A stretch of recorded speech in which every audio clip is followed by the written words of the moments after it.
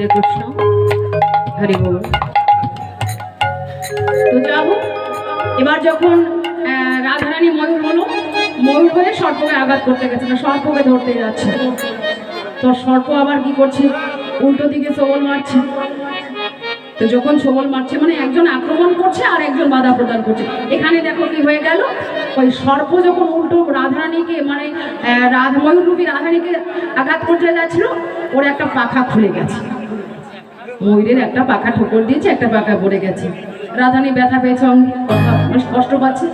তখন আবার রাধারানী কাঁদতে শুরু করলো যে গোবিন্দ, আমার অনুরাগ, আমার প্রেম, আমার ভালোবাসা থেকে তোমার কাছে আমি ছুটে যাচ্ছিলাম, তোমাকে দেখো ভালোবাসার মানুষ কেউ কারো এত সহজে ছেড়ে দিতে চায়? ভালোবাসার ভাগ এক ভক্ত আর এক ভক্তের কিন্তু।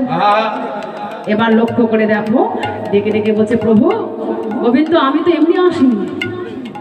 তখন বললো যে আমার এই পাখার গতি কি হবে,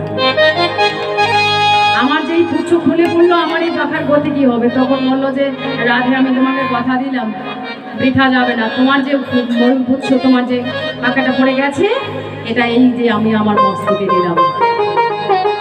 সেদিন ময়ূরের বস্ত্রটা গোবিন্দ তার মস্তকে, দেখো এটা মানে যুগ যুগ ধরবে, সারা জন্ম জন্মান্তর ধরে যে মনে রাখবে, ভক্ত মনে রাখবে যে আমি তোমাকে আমার মস্তকে ঠাই দিই। এই পাখাটি ময়ূর পুচ্ছটি আমার গোবিন্দ সেবায় লেগে গেল, গোবিন্দ মস্তকে রেখে দিল রাধারানীর সেই ময়ূর। এখান থেকে শ্রীমতী রাধারানীর তো ওটা হয়ে গেল। এবার বললো যে তাহলে বলো বিরহ যন্ত্রণা বেশি না মৃত্যু যন্ত্রণা বেশি? বলছে রাধে, তোমাকে আমি সত্যিকারের কথাটা বলছি যে মৃত্যু যন্ত্রণা থেকে বিরহ যন্ত্রণা অনেক অনেক অনেক বড় কষ্ট। তুমি মনে করে দেখো, 100 বছর যে তুমি আমায় ছাড়া ছিলে, ওই যে অক্রুর মণি এসে যে গোবিন্দকে নিয়ে গেল, মথুরায় নিয়ে গেল না, এই মথুরায় যে নিয়ে গেছে, এই যে গেছে একটা পদ আছে মাথুর কলা, যে বিরহ যন্ত্রণা। গোবিন্দ যে বৃন্দাবন ছেড়ে যখন চলে গেছে মথুরায়, তখন কি করেছে, ওই বৃন্দাবনবাসী ভেসে গিয়েছিল। ওখানে একটা ওই যে সখীদের কণ্ঠ জড়িয়ে, রাধার ক্রন্দন, রাধার বিরহ, রাধার অনুরাগ, সখী সখী কালা বলে কালা, সুন্দর একটা গান, গেল মধু করে সে কালের পদের। ওই যে বলেছিল রথের সামনে শুয়ে পড়েছিল, যেতে যদি হয়, দেখো বৃন্দাবনের ভক্তরা রথের চাকার নিচে শুয়ে পড়েছে, আমরা যেতে দেবো না, যদি যেতে হয় আমাদের দেহের উপর দিয়ে তোমার চাকা নিয়ে যাও, রথ নিয়ে যাও, কি বাধা। সেদিন বলেছিল যে রাধে, তোমায় কথা দিলে আমি কাল আসবো, এই তো কাল ফিরছি, কি সান্ত্বনা ভক্তের, আমি কাল আসবো। যখন দেখলো কাল কাল কাল কাল করে কত কাল পেরিয়ে গেল, তখন রাধারানী কণ্ঠ জড়িয়ে ধরে সখীদের বিরহ যন্ত্রণে কাঁদছিল, সখীরে কাল বলে কালা গেল মধুপুরে, সে কালের আর কত দিন। যা হোক, এই যে তুমি আমাকে হারিয়ে দেখো, ভেবে দেখো, এক একটা দিন, এক একটা বছর, একটা জনম যেন ঘমে গেছে, সদা সর্বদা প্রাণহীন হয়ে। আচ্ছা বলুন তো, এই দেহ থেকে যদি প্রাণটা চলে যায়, তাহলে দেহের মূল্য থাকে? তা বৃন্দাবন ছেড়ে যে কৃষ্ণ চলে গেছে, বৃন্দাবনের ভক্ত কি বেঁচে ছিল? ও তো জীবন তো মরা হয়ে গেছে। তাই বলেছে এবার মনে করে দেখো, এই যন্ত্রণার থেকে আর বেশি যন্ত্রণা হতে পারে না। কিন্তু এই যন্ত্রণাটার সঙ্গে আবার আমরা জাগতিক জগতের যন্ত্রণা মিলালে ভুল হবে। যে জগতের প্রেমিক প্রেমিকাকে হারাইছে, পিতা মাতা সন্তানকে হারিয়েছে, কিংবা সন্তান পিতা মাতাকে হারিয়েছে, এই বিরহ যন্ত্রণা না। এটা কোন বিরহ যন্ত্রণা? এবার ভাবি, একটু করে আলোচনা করে লীলাটা মিলন দিচ্ছি, আপনাকে চলে যাবেন। এখন শেষ অন্তিম সময় আমরা একটু সবাই হরিনাম করে গৌর আরতি করবো। তা বলেছে যে দেখো, এই যে যেটা বলছিলাম, ওমা বলছে যে এই যে চলে গিয়েছিল, প্রাণ চলে গিয়েছিল, মানে প্রাণ কৃষ্ণ বৃন্দাবনে নেই, তাহলে সবাই জীবন তো মরা হয়ে গেছিল, তাহলে তোমার কি যন্ত্রণাটা কতটা হয়েছিল, সেই যন্ত্রণা থেকে আমি বলছি। এবার ভাবো, দেহ থেকে প্রাণ কৃষ্ণ চলে গেলে দেহ যেমন পুড়ে ছাই। ওই যে অর্জুনের রথের খবর জানেন, অর্জুনের রথটা কি হয়েছিল, পুড়ে গেছিল না? তা ভগবান মানে 18 দিনের যুদ্ধ শেষ, ভগবান শ্রীকৃষ্ণচন্দ্র রথ থেকে যেই না নামা, রথ একেবারে পুড়ে ভস্ম হয়ে গেল। রথ যখন পুড়ে গেল, অর্জুন বলল, সখা এতদিন রথ পুড়লো না, আজ রথে হঠাৎ আগুন ধরে পুড়ে গেল যে? মানে তুমি নেমে এলে হঠাৎ করে রথে আগুন লেগে গেল, পুড়ে গেল। তখন ভগবান শ্রীকৃষ্ণ অর্জুনকে ডেকে বলছিল যে সখা বলো তো, রথ থেকে আমি নামলে সে রথের কোনো মূল্য থাকে?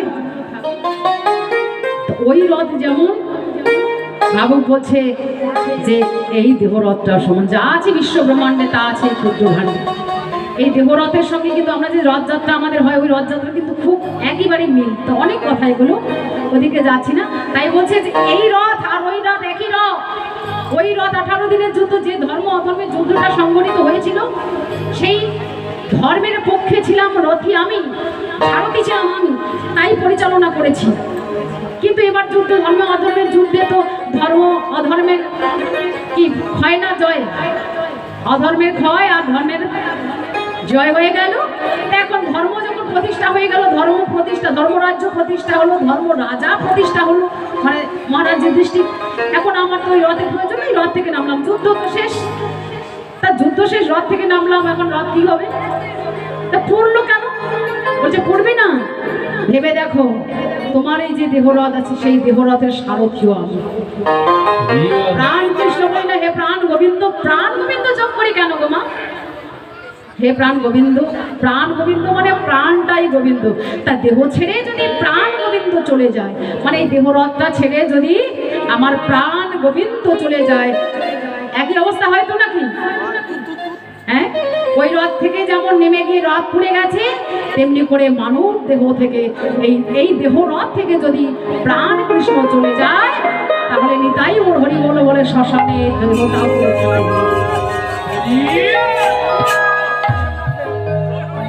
হয় না কুমা? এই দেহরথ থেকে যেদিন আমাদের কৃষ্ণ সারথী নেমে যাবে, এই দেহরথ চালন করছেন কে, পরিচালনা করছেন কে? ভগবান। প্রাণ রূপে ভগবান আছে আর দেহটা পরিচালনা করছে। তাই প্রাণ কৃষ্ণ যেদিন দেহরথ ত্যাগ করবেন, সেদিন এই দেহটা বলো হরি, বলো হরি, সবাই একটু বলো না, বলো হরি। সেদিন কি করবেন? ও তোর সোনার দেহ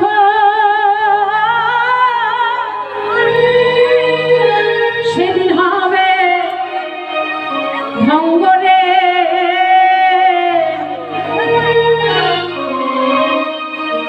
তোর সোনা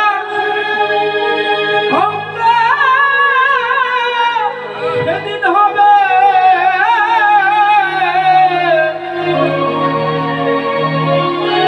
কি হবে? ভঙ্গরে। যেদিন পুরে হবে ছাই, নীল আকাশে যাবি উড়ে,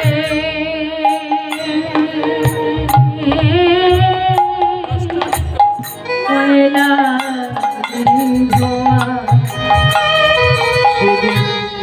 নীল আকাশে যাবে উড়ে, কয়লা ধোঁয়া। নীল আকাশে যাবি উড়ে, কয়লা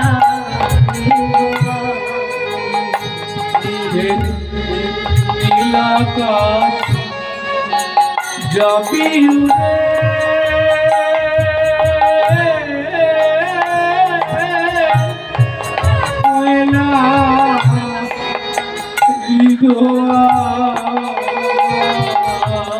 এই দেহরথ থেকে প্রাণ কৃষ্ণ যেদিন নামবে, সেদিনও দেহটা শ্মশানে পড়েছে।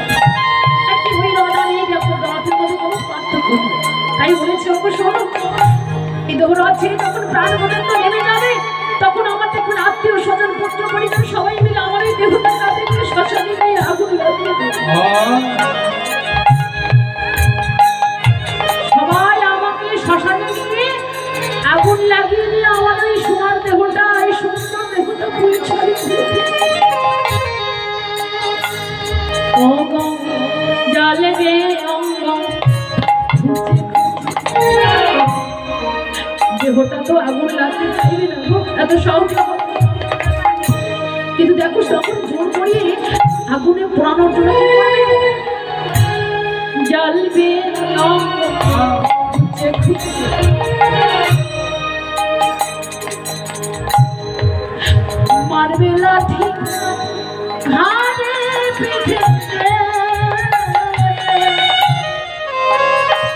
সেদিন জানবে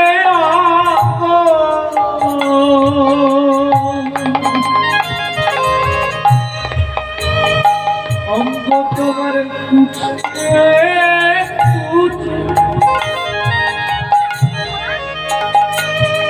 মরবে বাড়ি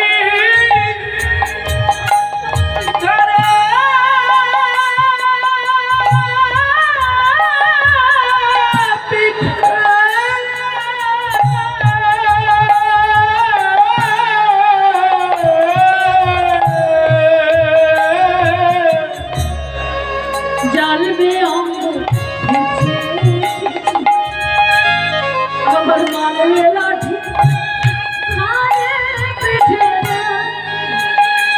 সেদিন তোর পিঠে চামড়া যাবে ফেটে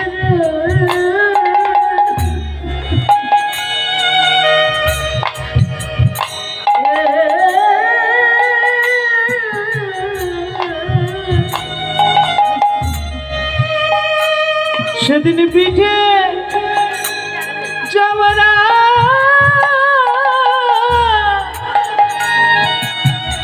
তোমার যাবে পেটে রে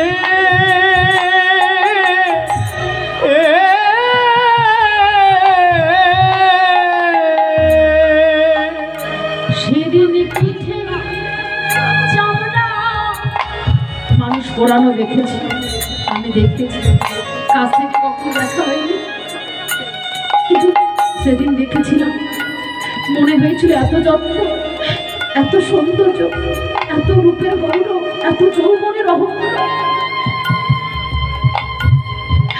যখন আগুন লাগিয়ে দিল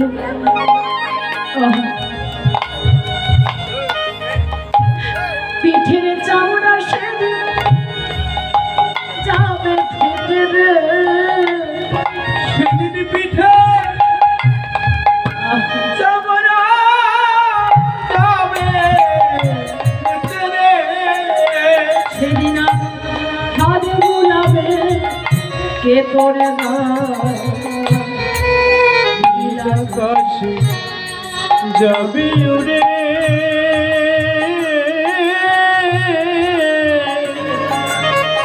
পয়লা বিধুয়া নীলাকাশ যাবি উড়ে পয়লা বিধুয়া সোনা রঙ্গ ফুটে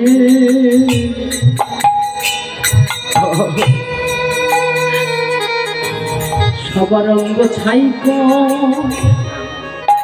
করিবে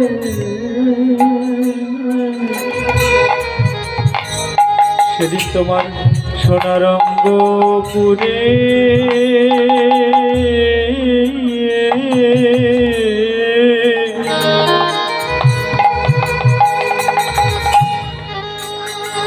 তোমার ছাই করিবে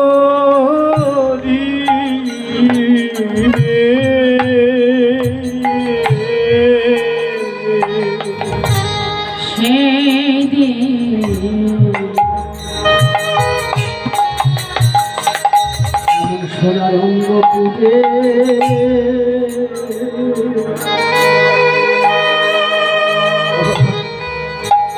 ছাই হইবে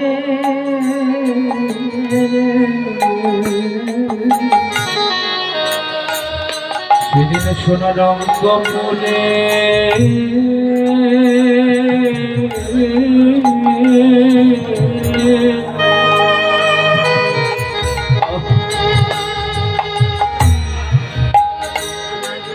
পুরে ছাই হইবে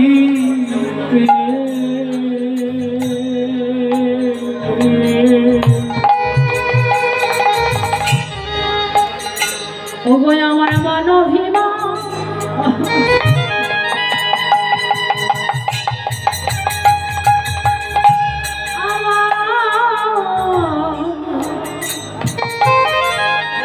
এত মানভিমা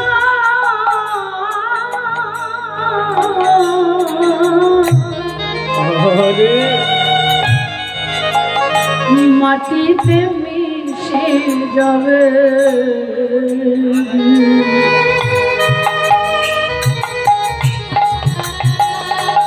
সেদিন এমন সোনা রঙ্গ করে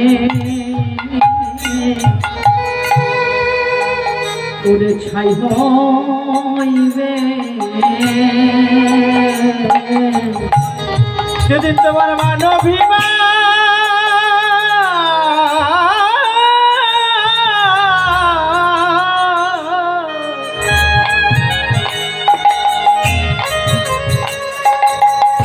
সেদিন তোমার মানবিমা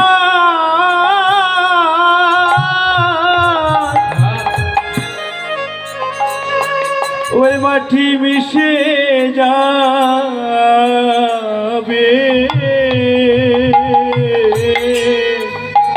সেদিন সাজের অঙ্গ তুলে তোমার ছাই হইবে। মানবিমান সবিমান মিশে যাবে রঙ্গপুরে ছাই হইবে। মানবিমান সবি রঙ্গপুরে ছাই হইবে।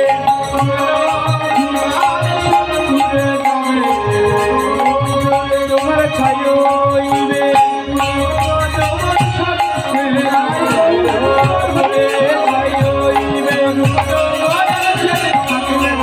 দেহপুরে ছাই হইবে। তুলে যাবে তোমার অঙ্গপুরে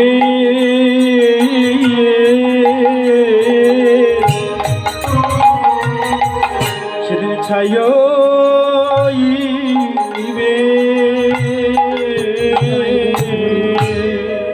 তাই যাই হোক না কেন সব শেষ।